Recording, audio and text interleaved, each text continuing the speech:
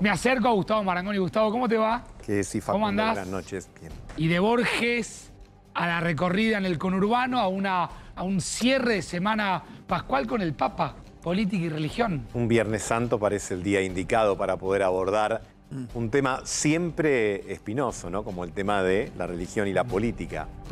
Pero la primera reflexión es, imagínate que algo de política ha tenido que hacer el ahora Francisco Jorge Bergoglio para llegar de la Argentina y en su condición de jesuita a ser el obispo de Roma. No llegás sin hacer una serie de negociaciones, coaliciones, alianzas, todos los papas, por cierto, pero en este caso, como él mismo dijo el día que había asumido el pontificado, fueron a buscar un papa al fin del mundo. Bueno, es el primero de América Latina, prácticamente el primero no europeo, porque algunos fueron del norte de África, pero en esencia siempre de la zona del Mediterráneo, digamos. Entonces, llegar desde aquí requiere que evidentemente ha sabido tejer alianzas, familiarizarse con el poder. Sabés que a muchos políticos que lo han ido a ver, el Papa les recomienda un libro que se llama La estrategia de la aproximación indirecta, que es un libro de un estratega militar inglés que se llamaba Basil Liddell-Hart, que es un libro de poder, de construcción de poder, de política. Es decir, habla de estrategias militares, pero habla de estrategias militares en cuanto a la forma de neutralizar los adversarios o a los enemigos. Convengamos que es un libro bastante terrenal. Claro. Y si vos lo comparás en oposición a su antecesor, al que hasta hace poco fue Papa Emérito, Benedicto XVI, el cambio fue muy grande. De un Papa intelectual, era un gran teólogo, Benedicto XVI, Ratzinger, fue durante décadas el principal, el responsable de la Sagrada Congregación para la Doctrina de la Fe, es decir, era el intelectual de Juan Pablo II, y quizás justamente por las limitaciones que muchas veces tienen los intelectuales para las cosas prácticas, fue reemplazado por alguien que es un experto. Claro. En las cosas prácticas. Sabes que veo Papa Francisco, religión y política, y me compiten las dos palabras. Corresponde la pregunta, ¿sabrá más de religión o de política? Es jesuita, sabe de las dos cosas. La historia no la vamos a hacer acá, pero la historia de la Compañía de Jesús es una historia que está muy intrincada con el poder. Fueron expulsados de Europa, fueron expulsados de América, van, vuelven. Hay una anécdota, la podría vincular con Borges. Borges decía en algún momento de su vida que tenía dos amigos religiosos, sacerdotes. Uno que era un salesiano muy piadoso y otro un jesuita. Dice, pero que tiene más dudas que yo. Nunca dio el nombre, pero hay que recordar que Borges, invitado por Bergoglio, que es un admirador de la obra de Jorge Luis, si me permiten la familiaridad, dio clases en el Colegio del Salvador cuando Jorge Bergoglio, claro, hacia fines de la década del 60, era rector. Mirá, te ofrezco algo, Eddie, sumate, por supuesto. Claro. Hay una entrevista de las últimas donde el Papa Francisco desnuda algunos temores que él tiene de lo que podría llegar a pasar en algunos países, diferencia lo que él considera un político de raza de aquellos más paracaidistas. Escuchémoslo, a ver.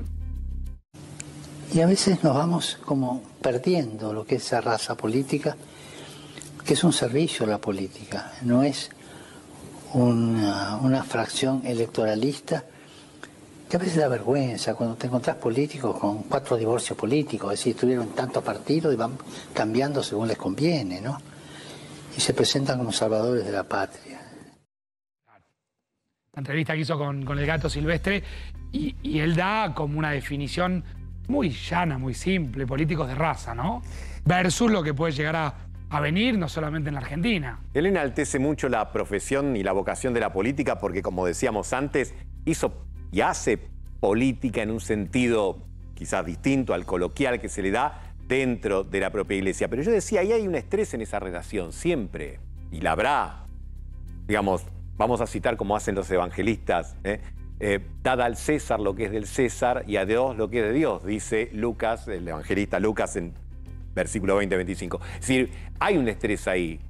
Es el César y ese Dios. Ahora, la Iglesia es una organización del mundo y este Papa le ha dado una impronta de involucrarse mucho con las cosas del mundo. Y esa discusión, hay corrientes teológicas que están, por supuesto... Y habría que ver, afectadas. Gustavo, cuánta relación tiene la Iglesia con la casta, ¿no? Con la dirigencia en general, porque es una iglesia muy golpeada, es una iglesia que viene de su revelación internacional de relación con la pedofilia, con organizaciones oscuras, y donde este Papa ha tenido que blanquear eso como una de las casi condiciones para poder ejercer su trabajo, ¿no? ¿Sabes, Eddie, que en la última carta, creo que fue la última, que Benedicto, siendo ya Papa emérito, sacó con el tema de la pedofilia en la iglesia alemana, con mucha diplomacia creo que dejó deslizar, no sé si una crítica, pero una observación sutil respecto del acto? Él decía, la iglesia no debe ser una ONG espiritualista, ¿no? Hay como dos corrientes muy marcadas.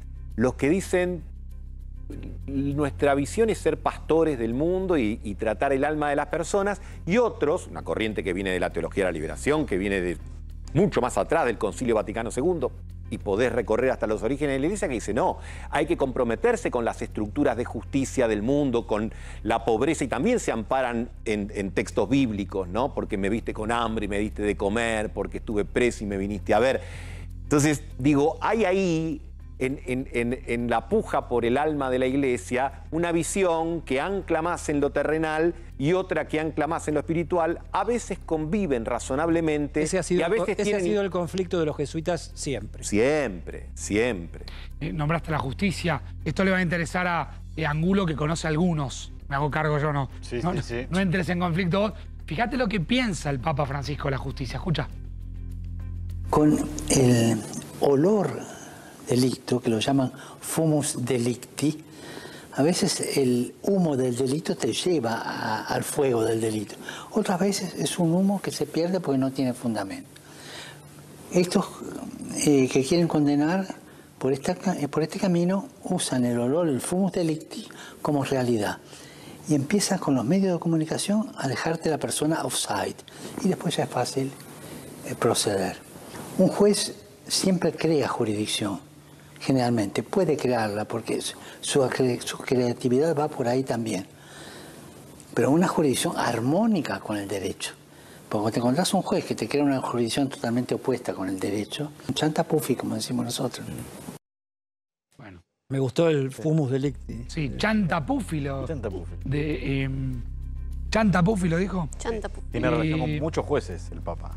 ¿Cómo? Tiene relación con muchos jueces. Hubo reuniones, Mucho. incluso fueron Acá en el cuartito del al episcopado Vaticano. lo visitaban varios. Y ahora en el Vaticano también.